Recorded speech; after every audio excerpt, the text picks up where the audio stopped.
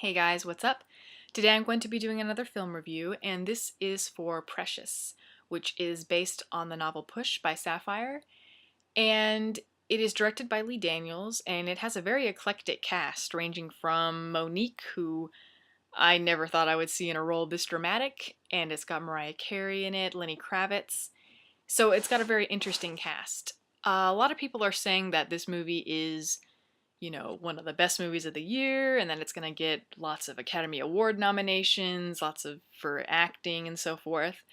And then there's this other group of people who are saying that it's really not that great and that you really need people that really need to calm down and that it's not one of the best films of the year. And what do I think of it? I think I really like it. I really do.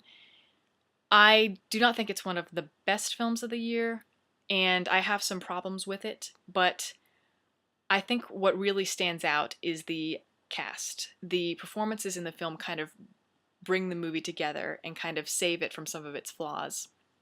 I'll start with uh, Gabourey Sidibe. I'm really not sure how to say her name because she's not, this is her first big movie, and so she's not really familiar in Hollywood.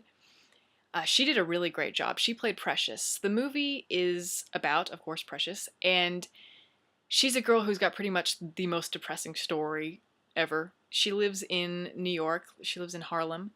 And she is illiterate. She's not formally educated at all. She's got a mother who is mentally ill, and she's verbally abusive and physically abusive to the point where it is really difficult to watch at points. And Precious is pregnant with her second child by her own father. And so pretty much Precious's life is in shambles. It's just in a downward slope, and it feels like there's no redemption for her at all. But the movie's got such a harrowing quality, and you feel like there is hope for Precious and that there is light at the end of the tunnel for her, because the movie is all about her trying to gain her independence, discover that everyone does matter and that everyone has a story, and that there are people out there who do care for her. Even though it may not seem like it. She may feel worthless, but she's really not. And I think that Gabourey does a wonderful job because she's very subtle in the movie.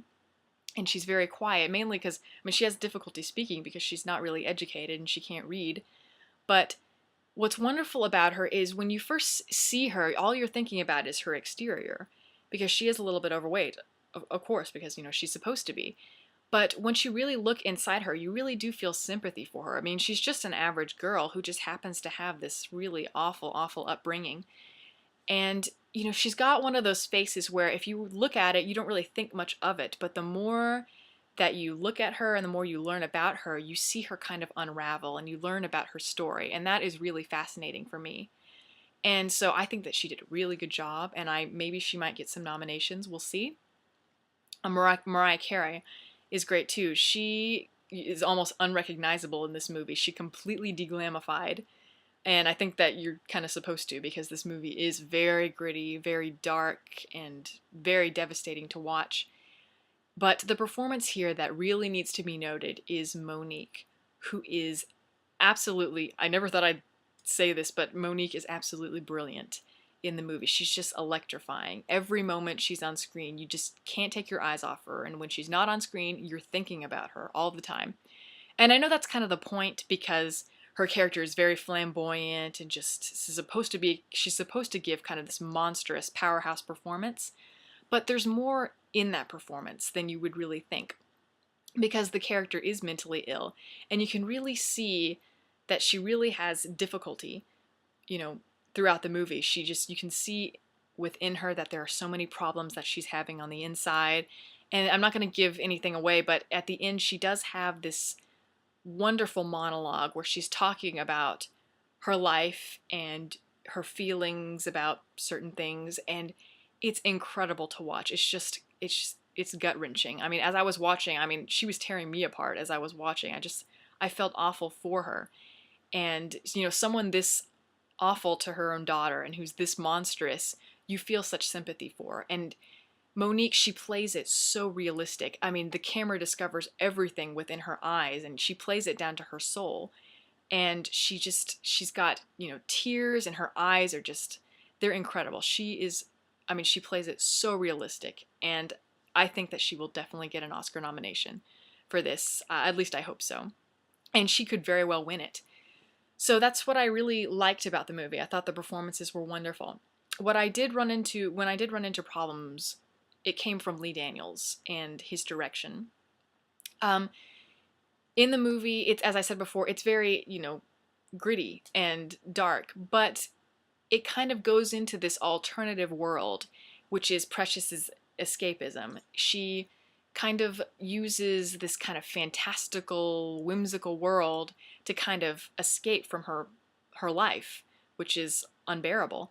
And for me, I really don't think that the movie needed to do this kind of hip-hop stylized look to it. I think that it kind of lost its cohesion because the film is very stripped down, and I don't think it really needed all that to make the movie interesting. The movie kind of ran into the same problem I have with the movie Midnight Cowboy, which came out in the 1960s, and I'm probably going to get killed for this because Midnight Cowboy is a classic. But, I mean, I love Midnight Cowboy. I think it's a wonderful film, but the reason I like it is because of Dustin Hoffman and Jon Voight. Their performances and then their relationship is, for me, what really stands out. It's the heart of the film.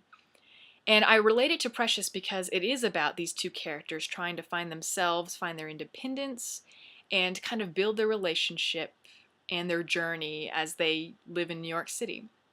And their performances are so magnetic and so endearing and wonderful, yet around them there's all this really stylized filmmaking that kind of is, kind of crazy, and it's got like lots of flashbacks to Jon Voight's past in the movie, and it just, to me, it does not work. I don't think it needs all that style, all those stylized elements to it. And when you look at the film now, or at least when I look at it, I think that it looks a little bit dated. I think that the simplicity of the story could have just standed on its own, and it didn't need all that extra stuff. And to me, that the Precious is the same way. I think it runs into those kind of problems where it's two kinds of films and they're just clashing together, and it really loses its cohesion. So that was kind of my problem with the movie. But I do think that you definitely need to see it. It is really, I mean, it's not a bad movie at all by any means. I had a few problems with it, but the performances stand on their own, and you should see it just for the performances, I think. But yes, I think the movie is excellent, and yeah, so definitely go see this one, and I'll see you guys later.